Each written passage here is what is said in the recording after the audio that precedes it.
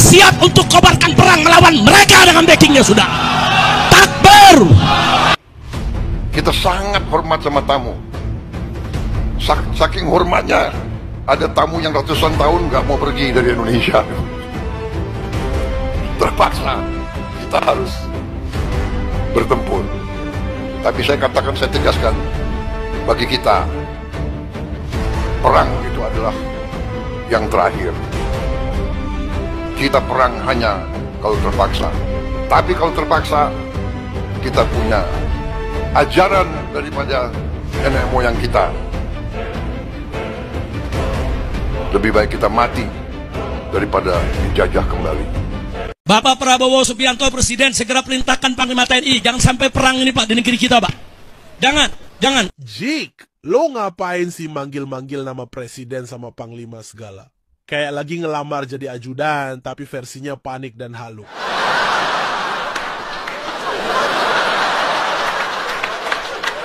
Dan lo ngomong, jangan sampai perang dengan nada dramatis, seolah-olah negara ini lagi diambang perang. Yang perang tuh cuma lo. Perang lawan kenyataan nasab lo yang acak-adut.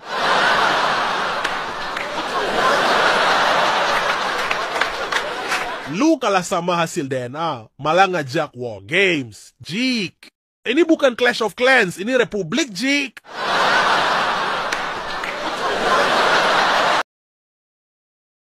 Assalamualaikum warahmatullahi wabarakatuh. Waalaikumsalam warahmatullahi wabarakatuh. Saudara-saudaraku sebangsa setanah air yang kami cintai, yang kami banggakan dimanapun Anda berada. Alhamdulillah, pada kesempatan yang berbahagia ini bisa menyapa kembali saudara-saudaraku semua. Dan pada kesempatan yang luar biasa ini bertemu dengan Gusmar, KPN Nusantara. Gimana kabarnya, Gus? Alhamdulillah, baik. Kamu tuh sehat? Alhamdulillah, sehat. Nah, ini ada kabar terbaru, Gus. Tentang apa itu? Kita ngobrol-ngobrol ringan dengan beliau, Gusmar, KPN Nusantara.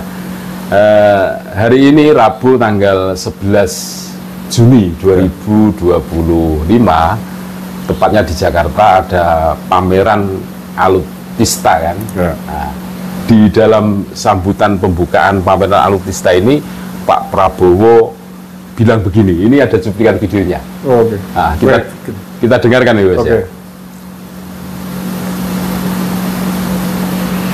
Minta maaf, kita sangat hormat sama tamu. Saking hormatnya, ada tamu yang ratusan tahun nggak mau pergi dari Indonesia. Terpaksa kita harus bertempur. Tapi saya katakan, saya tegaskan, bagi kita perang itu adalah yang terakhir. Kita perang hanya kalau terpaksa. Tapi kalau terpaksa, kita punya ajaran daripada nenek moyang kita. Nah, ini. Dari cuplikan video yang barusan kita dengarkan, Gus. Ya. Dalam pembukaan pameran Alutista di Jakarta tadi, berarti Rabu ya, tanggal 11 Juni 2025, ini Pak Prabowo mengatakan kita bangsa pribumi sangat menghormati tamu. Ya. Akan tetapi ketika tamu itu banyak tingkah dan polanya, kalau perang ya siap gitu. Ini maksudnya gimana? Apa ada hubungannya dengan gaduh nasab atau gimana ini, Gus? Ya, baik. Gimana? Terima kasih, Mas Jo. Saya kira ini menarik. Menarik ya? Pernyataan ketegasan dari Pak Presiden Prabowo. Beliau mengatakan ada tamu yang sudah ratusan tahun di negeri ini tidak mau pulang. Nah, mari kita tengok ke belakang di negara kita ini. Tamu, orang yang kita identifikasi sebagai tamu yang sudah ratusan tahun dan tidak mau pulang karena enak di sini mungkin. Iya, dan berperilaku kurang ajar di sini. Siapa? Kalau Belanda kan tidak mungkin. Tidak mungkin, sudah pulang semua. Belanda sudah hengkang sejak tahun 1945. Ya. Bukan ratusan tahun lagi, mereka 3,5 abad kan. Ya. Nah, pasca itu ada yang belum pulang. Siapa? Yang dibawa Belanda dari itu kan? Iya, siapa lagi bahwa ratusan sekitar 100 tahun. 100 tahun tamu yang notabene adalah para tamu tak diundang, imigran keparat menurut yang saya dulu dibawa Belanda dan kemudian tidak mau pulang betah di sini. Ya, menurut saya tidak ada kata lain kecuali keturunan imigran dari Yaman itu. Oh, gitu ya. Menurut saya itu. Iya. Menurut saya adalah imigran keparat dari Yaman yang kemudian ngendok di sini turun-temurun dan berperilaku kurang ajar. Iya. Ya. Yang maunya dihormati, ngaku keturunan Nabi, ngubah-ngubah sejarah. Loh ya wong mereka itu tamu. Itu pun tamu tidak diundang.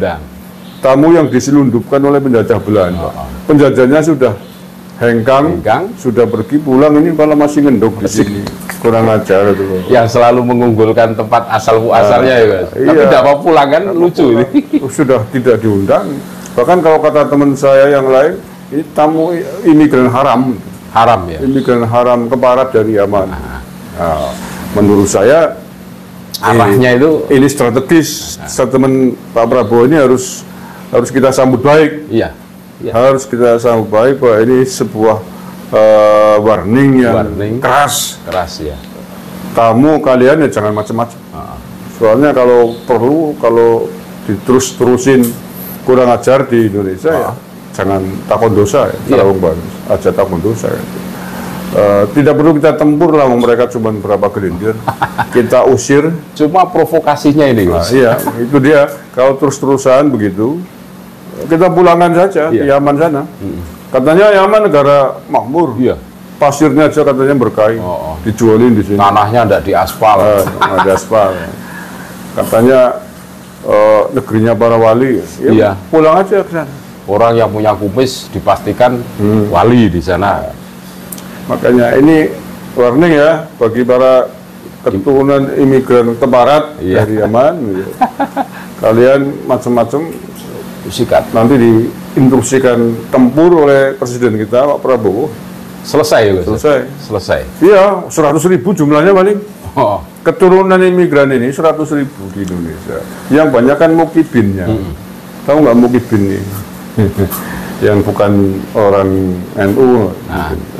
Saudara-saudara kita non muslim. Mukibin itu ya jongos. Jongosnya para keturunan imigran Yaman nih. Dalam istilah para santri, istilah warga itu namanya mukibin atau mukibul sekarang. Mukibul. Kalau bahasa populernya ya jongos. Tapi kaget saya, Gus, terus terang. Tadi menemukan cuplikan video statement dari Pak Prabowo itu loh. Ini menarik ini kan, makanya wah ini bagus ini. Dan menurut kami tamu yang kurang ajar itu yuk cuma dari Yaman itu kan. Tamu dari luar negeri yang sudah ratusan tahun dan kurang ajar di tanah air ini siapa lagi? Iya. Nggak ada yang lain. Bahkan kekurangan ajarannya mereka ingin mendirikan negara Islam. Ingin NKRI bersyariah, ingin khilafah Islami, ini kan kurang ajar. Dan mendukung ISIS. Kan ada rekaman videonya. Mengatakan katanya Indonesia ini milik Tarim. Itu kan kurang ajar. Terus negara Tohut, kan begitu ya. Lah yang sudah enak di sini, tamu ibaratnya sudah dijamu, dihormati lebih dari tuan rumah sendiri. Diciumin tangannya, ngaku cucu Nabi, gara-gara itu kurang ajar. Ya apa boleh buat kalau terus-terusin. Kurang kayak apa hormatnya bangsa kita pribumi Nusantara, Gus. Ada tamu terus ngaku cucu Nabi, wah cium tangannya kan bulak. Itu dia.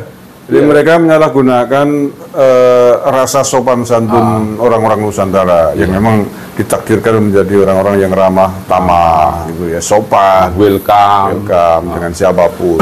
Tapi mereka kemudian menyalahgunakan, merendahkan kita.